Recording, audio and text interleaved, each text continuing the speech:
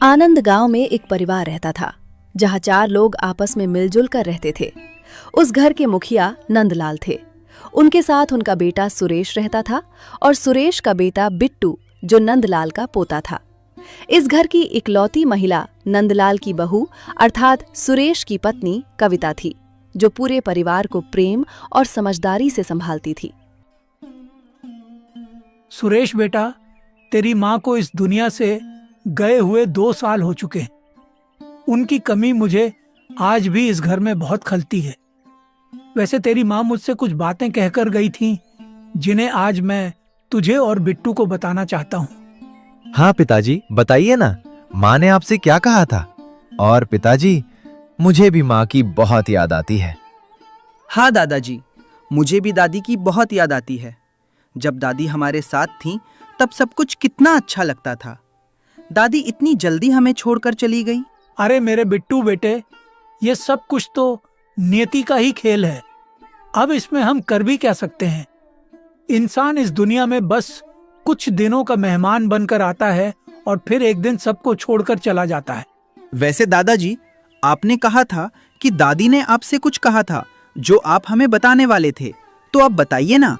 हाँ बिट्टू बेटे, मैं तो भूल ही गया था। दरअसल तेरी दादी कहा करती थी कि जीवन में हमेशा सही रास्ते पर चलकर आगे बढ़ना चाहिए। कभी भी किसी चीज के लालच में पड़कर गलत राह नहीं चुननी चाहिए। जीवन में परिस्थितियां कैसी भी क्यों ना हो, ईमानदारी का साथ नहीं छोड़ना चाहिए और ना ही कभी लालची बनना चाहिए। हाँ दादाजी, आपने जैसा कहा है मैं हमेशा वैसा ही करने की कोशिश करूंगा।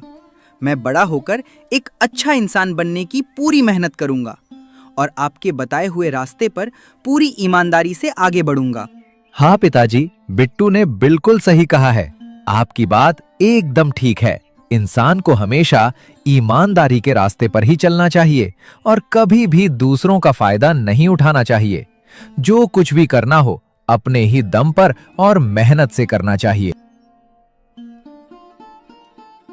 पता नहीं ये तीनों बाप, बेटा और पोता इतनी देर से क्या बातें कर रहे हैं।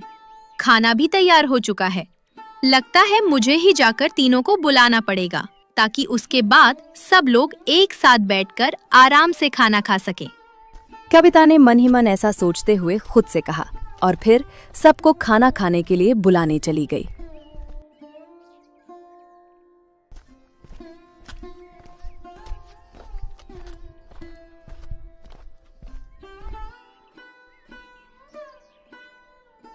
आप तीनों बाप, बेटा और पोता इतनी देर से क्या बातें कर रहे हैं?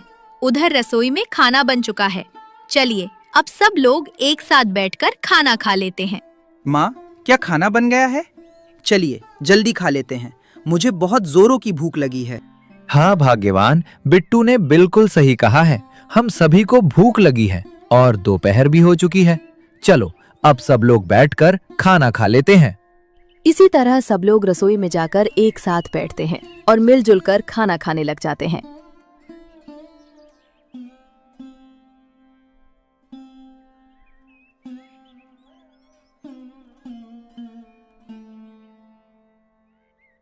माँ, आपने खाना बहुत स्वादिष्ट बनाया है।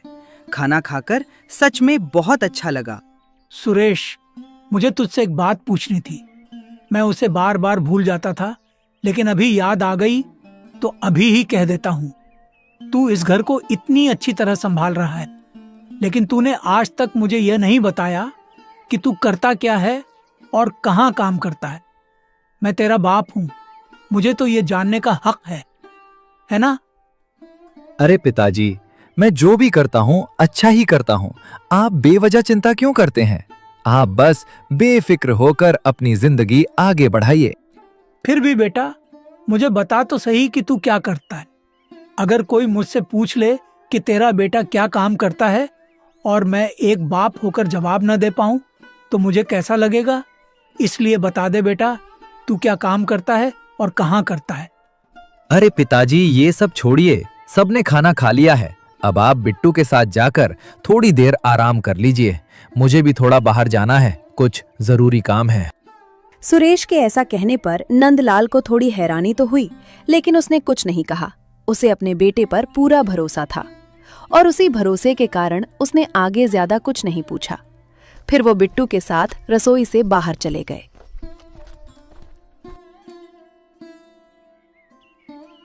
अरे जी, जरा सुनिए तो, पिताजी ने जो सवाल आपसे पूछा था वही सवाल मेरे मन में भी बार बार आती रहती है।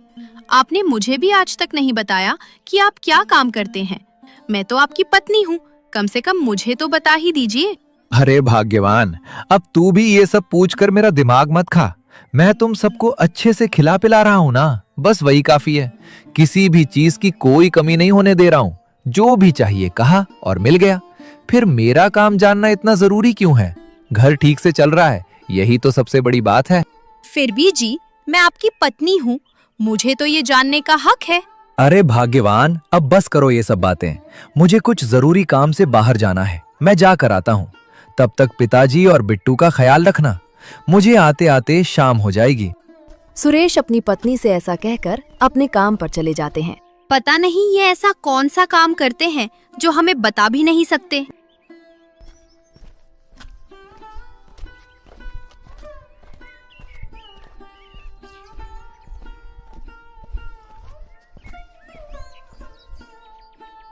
पता नहीं आज पिताजी और भाग्यवान को मेरे काम के बारे में इतना जानने की इच्छा क्यों हो रही है। जो काम मैं करता हूं उसके बारे में यूं ही किसी को बताया भी नहीं जा सकता। खैर छोड़ो ये सब। उधर पवन मेरी राह देख रहा होगा।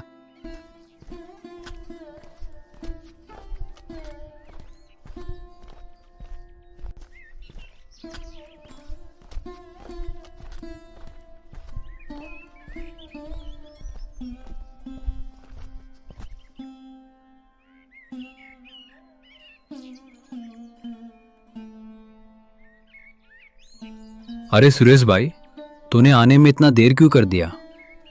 तुझे तो पता ही है ना कि अगर हमारा काम वक्त पर ना हो तो बाद में कितनी बड़ी दिक्कत खड़ी हो जाती है। फिर भी बता, आज इतनी देर किस वजह से हो गई? अरे पवन, अब तुझे क्या ही बताऊं। तुझे तो पता ही है कि हम दोनों जो काम करते हैं उसके बारे में किसी को बताना ठीक नहीं। आज न जाने क्यों पिताजी और भाग्यवान को मेरे काम के बारे में जानने की बड़ी इच्छा हो गई थी। दोनों ने पूछ पूछ कर मेरा पूरा दिमाग ही खा लिया। ये वाली दिक्कत तो मेरे घर में भी है। घर वाले बस यही जानना चाहते हैं कि मैं आखिर करता क्या हूं। वैसे तूने उन्हें कुछ भी तो नहीं बताया ना?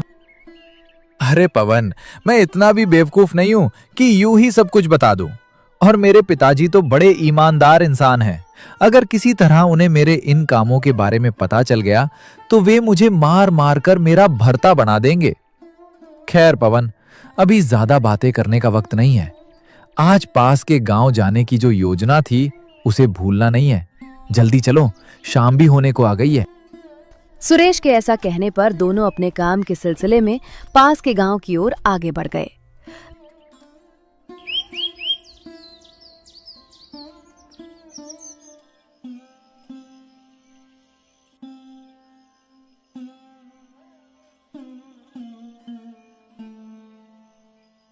अरे पवन, आज तो पास के गांव में जाकर सच में मजा ही आ गया। वहां के लोग तो बहुत ज्यादा ही बेवकूफ निकले। अगर आज जैसी कमाई हर रोज होने लगे ना तो बस मजा ही आ जाए। और अगर ऐसे ही चलता रहा तो क्या पता एक दिन हम महल में भी रह पाएंगे। हाँ भाई, तेरी बात एकदम सही है। आज वहां जाकर सच में बहुत मजा आ गया।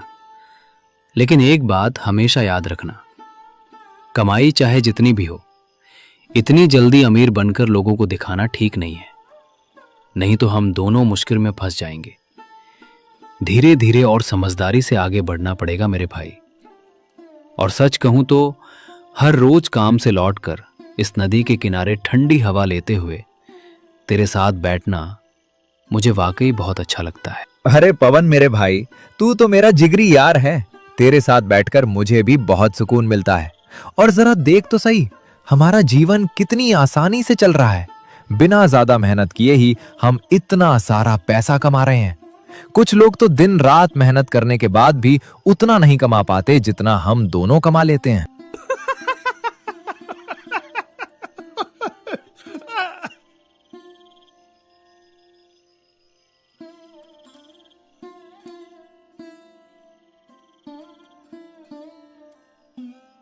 दादाजी, पिताजी अभी तक क्यों नहीं आए हैं? बहुत रात हो गई है।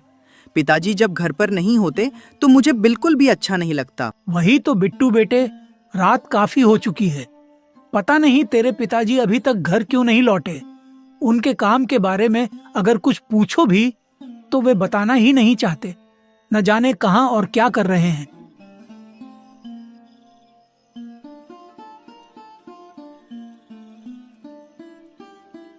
सुरेश भाई, अब तो रात काफी हो चुकी है। चलिए, देर न करते हुए हम घर की ओर बढ़ते हैं, वरना और भी ज्यादा देर हो जाएगी। अरे पवन, अभी तो ज्यादा देर नहीं हुई है। चलो ना, थोड़ी देर और यहीं बैठते हैं। देखो कितनी सुहानी ठंडी हवा चल रही है और पास में नदी भी धीरे धीरे बह रही है। यहाँ का माहौल कितना शांत और सुकून भरा लग रहा है। मन ही नहीं कर रहा उठने का। तेरी बात सही है, लेकिन घर पर वैसे ही हजारों सवाल पूछे जाते हैं। अगर मैं रात को देर से घर पहुंचूंगा तो पता नहीं कितने नए सवाल खड़े हो जाएंगे। फिर सबको समझाना भी मुश्किल हो जाएगा। हाँ पवन, तुम ठीक कह रहे हो। चलो अब देर न करते हुए घर की ओर चलते हैं, वरना सच में और देर हो जाएगी। इसी तरह दोनों दोस्त आपस में बातें करने के बाद घर की ओर बढ़ने लगते हैं। रास्ते भर वे हल्की फुल्की बातचीत करते हुए, मुस्कुराते हुए अपने घर की तरफ चल पड़ते हैं।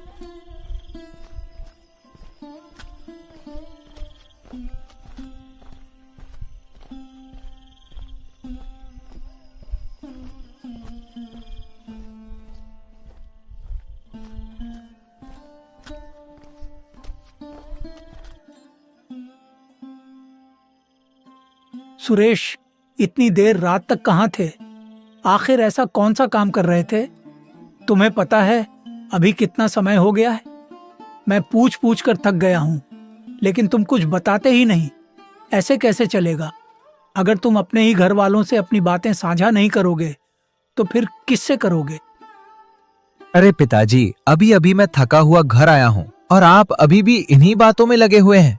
मैं आप लोगों को बिना किसी कमी के खाना पीना और पहनने ओढ़ने की सारी जरूरतें पूरी कर रहा हूँ, है ना?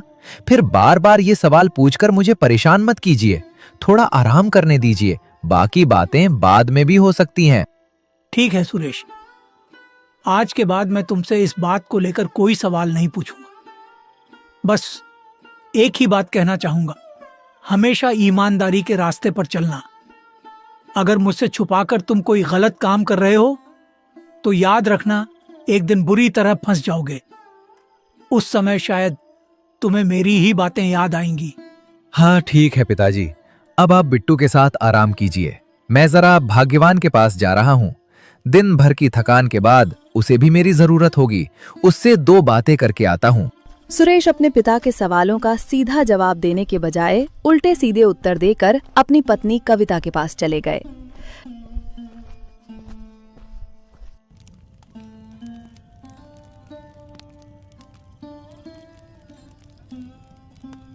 अरे जी, आज आपको घर लौटने में इतनी देर क्यों लग गई? पिताजी को बहुत गुस्सा आ गया था। वे बार बार आपके बारे में पूछ रहे थे और काफी चिंतित भी हो गए थे। भाग्यवान, अब तुम्हें क्या ही बताऊं। आज काम थोड़ा ज्यादा था, इसलिए देर हो गई। और सच कहूं तो काम से लौटते समय मैं नदी किनारे पवन के साथ थोड़ी देर बैठ गया था। हम दोनों ठंडी हवा का आनंद लेते हुए आपस में बातें कर रहे थे। बस इसी वजह से थोड़ा और समय निकल गया। अच्छा जी, तो देर से आने की यही वजह है।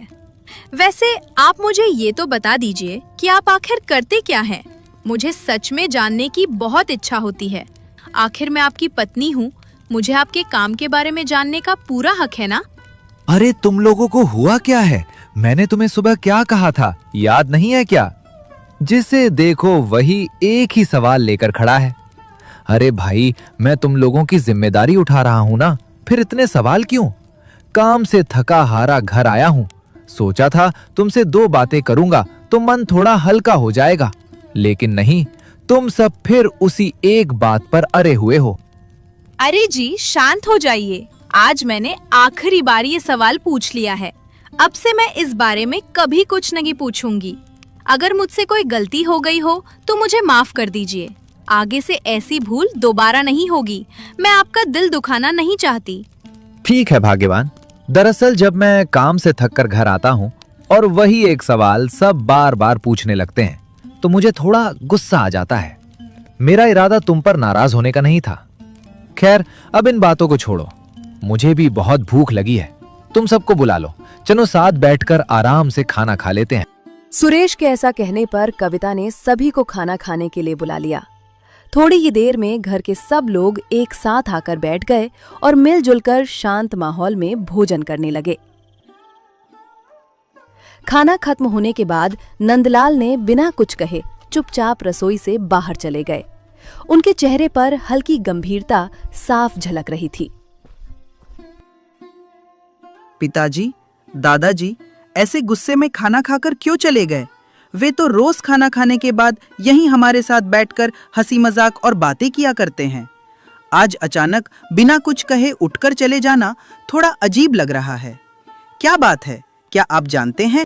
अरे बिट्टू बेटे, शायद तुम्हारे दादाजी को नींद आ रही होगी, इसलिए आज वे बिना कुछ कहे ही उठकर चले गए। कभी कभी थकान की वजह से ऐसा हो जाता है। चलो अब तुम भी जाओ और दादाजी के पास जाकर आराम से सो जाओ। सुबह उठकर उनसे आराम से बातें कर लेना। पिता के ऐसा कहने के बाद बिट्टू बिना कुछ कहे अपने दादाजी के पास चला गया। लगता है पिताजी अभी भी उसी बात पर अड़े हुए हैं, इसलिए आज ऐसा व्यवहार कर रहे हैं। समझ नहीं आता कि इस मुश्किल स्थिति का सामना कैसे करूं। एक तरफ मेरे काम की चिंता है तो दूसरी तरफ पिताजी की उस काम के बारे में सब कुछ जानने की तीव्र इच्छा। दोनों ही बातें मेरे मन पर बोझ डाल रही हैं और मैं खुद को बड़ी उलझन में महसूस कर रहा हूं।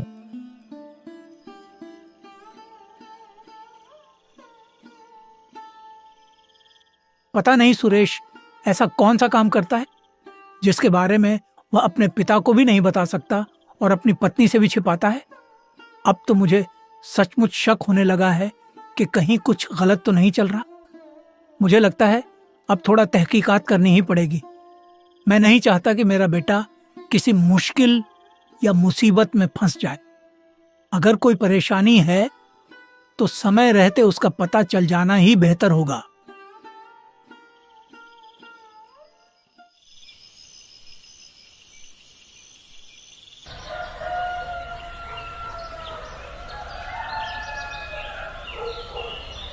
अगली सुबह चारों ओर गहरा सन्नाटा छाया हुआ था। बस पक्षियों की मीठी चहचहाहट वातावरण में गूंज रही थी। चारपाई पर बैठकर नंदलाल और उनका बेटा सुरेश चाय पीकर बैठे हुए हैं। दोनों असामान्य रूप से चुप थे, मानो किसी गहरी सोच में डूबे हों। तभी सुरेश अपने मन ही मन सोचने लगा। लगता है पिताजी अभी भी मुझसे नाराज हैं। अब मैं पिताजी को क्या ही बताऊं इन सब कामों के बारे में। अगर मैंने आपको सब सच सच बता दिया तो आप तो मेरा भरता ही बना देंगे। बेहतर है अभी चुप ही रहूं। अरे सुरेश, आज तुम्हें काम पर नहीं जाना क्या? चाय पीने के बाद से तुम काफी देर से यहीं बैठे हो, वरना तो तुम चाय खत्म करते ही तुरंत निकल जाते हो। जाओ बेटा, कहीं काम के लिए देर ना हो जाए। नहीं पिताजी, काम के लिए अभी देर नहीं हुई है। आपके साथ यूं बैठकर बातें करना मुझे बहुत अच्छा लगता है, इसलिए आज मैं थोड़ा देर से काम पर निकलूंगा। रोज तो भाग दौड़ में ठीक से आपके साथ बैठ भी नहीं पाता। मुझे तो अच्छा लगता है कि सुबह जल्दी काम पर जाया जाए और फिर समय से घर लौट आया जाए, लेकिन अब मैं भी क्या कर सकता हूँ। तुम्हें तो सब कुछ अपनी मर्जी से ही करना होता है, इसलिए अब मेरा कहना शायद तुम्हारे लिए कोई मायने नहीं रखता। जैसे तुम्हें ठीक लगे वैसा ही करो बेटा। मैं जरा बाहर टहल कर आता हूँ, तुम यहीं बैठो। नंदलाल अपने बेटे से इतना कहकर धीरे धीरे कदम बढ़ाते हुए बाहर टहलने के लिए निकल गए। उनके चेहरे पर हल्की उदासी और मन में कई अनकहे सवाल थे जिन्हें वे अपने भीतर ही दबाए हुए थे। पिताजी के इस व्यवहार से साफ पता चलता है कि वे भीतर ही भीतर मुझसे बहुत नाराज हैं, लेकिन अपने गुस्से को मुझ पर जाहिर नहीं कर रहे। शायद इसलिए कि मैं उनकी बातों को लगातार टालता जा रहा हूं। मगर जब इन कामों से बिना ज्यादा मेहनत किए घर का खर्च आराम से चल रहा है तो फिर इसमें बुराई ही क्या है। आखिर मैं भी तो घर की भलाई के लिए ही सब कर रहा हूँ। इसी तरह जब सुरेश अपने आप से बातें करते हुए गहरी सोच में डूबा हुआ था, तभी वहां कविता आ गई।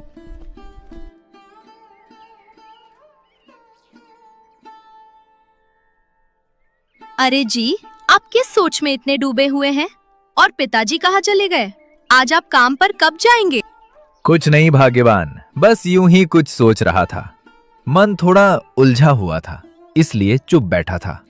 और पिताजी बाहर थोड़ा टहलने गया है। वैसे बिट्टू दिखाई नहीं दे रहा है, वो कहाँ गया?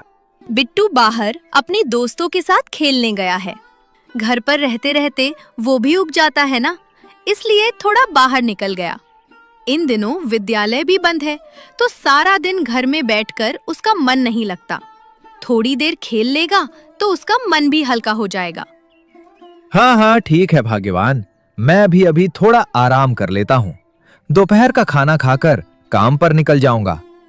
और तुम्हें पहले ही बता देता हूँ कि आज भी लौटते लौटते थोड़ा देर हो सकती है, इसलिए ज्यादा चिंता मत करना।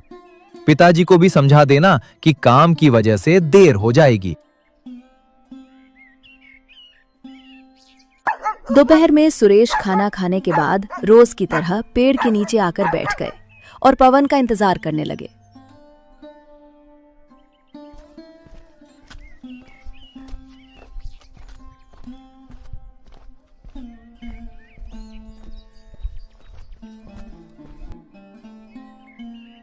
अरे वाह सुरेश भाई, आज तो कमाल ही हो गया।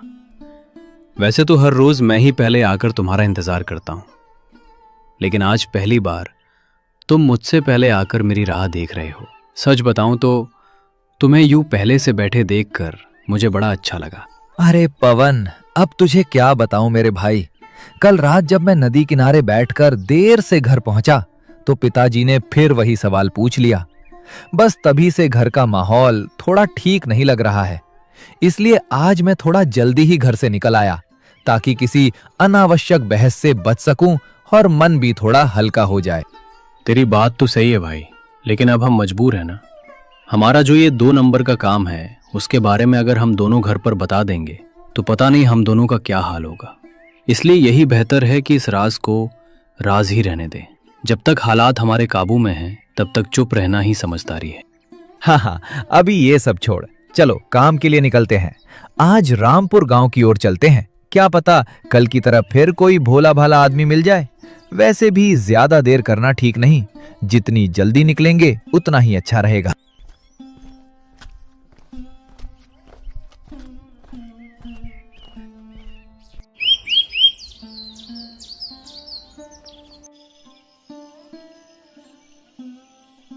रात के 8 बज चुके हैं। चारों ओर गहरा सन्नाटा पसरा हुआ है। चारपाई पर नंदलाल अपने पोते बिट्टू के साथ चुपचाप बैठे हुए हैं और बार बार दरवाजे की ओर नजरें उठाकर अपने बेटे सुरेश के घर लौटने का इंतजार कर रहे हैं। उनके चेहरे पर हल्की चिंता साफ झलक रही है। दादाजी, आज तो पिताजी ने कल से भी ज्यादा देर कर दी। आजकल वे मेरे साथ बिल्कुल समय ही नहीं बिताते और मुझे यह बिल्कुल अच्छा नहीं लगता।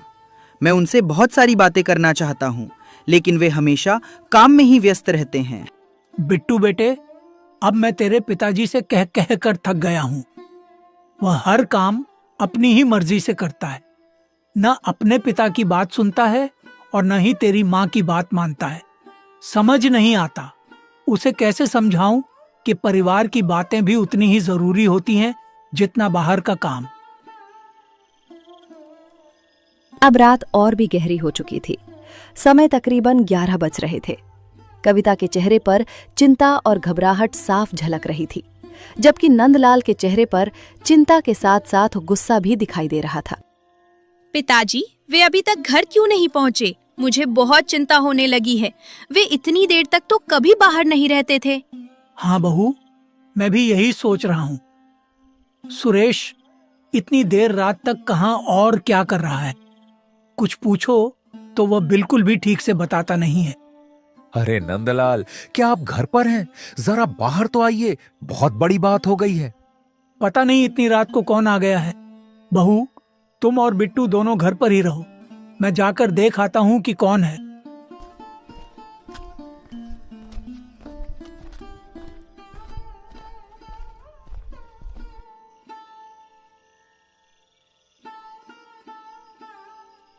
अरे रमेश, इतनी रात को तुम यहाँ? सब ठीक तो है ना? कहीं कोई बड़ी बात तो नहीं हो गई? नंदलाल, हमारे पास ही जो रामपुर नाम का गांव है, वहां सुरेश और पवन को किसी 2 नंबर के काम में पकड़ा गया है। पूरे गांव के लोगों ने दोनों को पकड़कर बैठा रखा है। इस समय लोग गुस्से में बुरी तरह उबल रहे हैं और उन्हें मारने पर उतारू हो रहे हैं। इसीलिए वहां के गांव वालों ने खास तौर पर तुम्हें बुलाया है ताकि तुम आकर कोई फैसला कर सको और मामला शांत करा सको। इसी वजह से सुरेश ने आज तक अपने काम के बारे में घर पर कुछ नहीं बताया। मैं जब भी उससे पूछता था, वह बात को टाल देता था। लालच का फल हमेशा बुरा ही होता है। मैं उसे हर रोज समझाता रहा, हर रोज कहता रहा, बेटा ईमानदारी के रास्ते पर चलो, लेकिन उसने मेरी एक भी बात नहीं सुनी। अभी इन बातों में उलझे रहने का कोई फायदा नहीं है नंदलाल। जल्दी चलो, नहीं तो पूरे गांव वाले मिलकर सुरेश और पवन को बुरी तरह पीट देंगे। समय बहुत कम है, हमें तुरंत वहां पहुंचना होगा। रमेश के ऐसा कहते ही दोनों ने बिना समय गवाए तुरंत रामपुर की ओर आगे बढ़ने का फैसला किया और तेज कदमों से अपनी मंजिल की तरफ चल पड़े। नंदलाल और रमेश रामपुर गांव पहुंच गए। वहां के सभी लोग गुस्से से आग बबूला हो रहे थे और माहौल काफी तनावपूर्ण हो गया था। नंदलाल, तुम तो ऐसे इंसान नहीं हो, फिर तुम्हारा बेटा पैसों के लिए इतना नीचे कैसे गिर सकता है? आप लोग कृपया मुझे विस्तार से बता दीजिए कि आखिर हुआ क्या है, जिसके कारण इतनी गहरी रात में ऐसी परिस्थिति आ गई। तो सुनिए चाचा जी, आपका बेटा सुरेश और उसका लंपट दोस्त पवन मिलकर आसपास के गांव में जाते हैं और लोगों से ये कहकर पैसे लेते हैं कि 1 महीने में रकम दोगुनी कर देंगे। उसके बाद दोनों उस परिवार को दिखाई ही नहीं देते। मुझसे भी परसों एक बड़ी रकम ले गए थे। आज जब वे हरनाम चाचा के घर फिर से पैसे दोगुने होने का झूठा भाषण दे रहे थे, तभी मैं वहां पहुंच गया और दोनों को रंगे हाथ पकड़ लिया। पता नहीं अब तक ऐसे ठगी करके कितने लोगों से कितने पैसे ऐंठ चुके हैं। मैं आप सभी से सुरेश और पवन की ओर से माफी मांगता हूँ। दोनों से बहुत बड़ी गलती हो गई है। अब से मैं आप सबको यह जवान देता हूँ कि वे दोबारा ऐसा काम कभी नहीं करेंगे। आप लोगों का जो भी पैसा है वह जितनी जल्दी हो सके लौटा दिया जाएगा। कृपया इन्हें अपनी गलती सुधारने का एक मौका दे दीजिए ताकि ये अपनी भूल का प्रायश्चित कर सकें। इसी तरह सुरेश और पवन अपने बुरे कामों के कारण पकड़े गए। अब उन्हें अपनी गलती का गहरा एहसास हो चुका था। दोनों ने पूरे गांव वालों के सामने हाथ जोड़कर माफी मांगी और दोबारा ऐसी भूल न करने की कसम खाई। इस कहानी से हमें यही सीख मिलती है कि कभी भी लालच नहीं करना चाहिए, क्योंकि उसका फल हमेशा बुरा ही होता है। इसलिए इंसान को हमेशा ईमानदारी के रास्ते पर ही चलना चाहिए।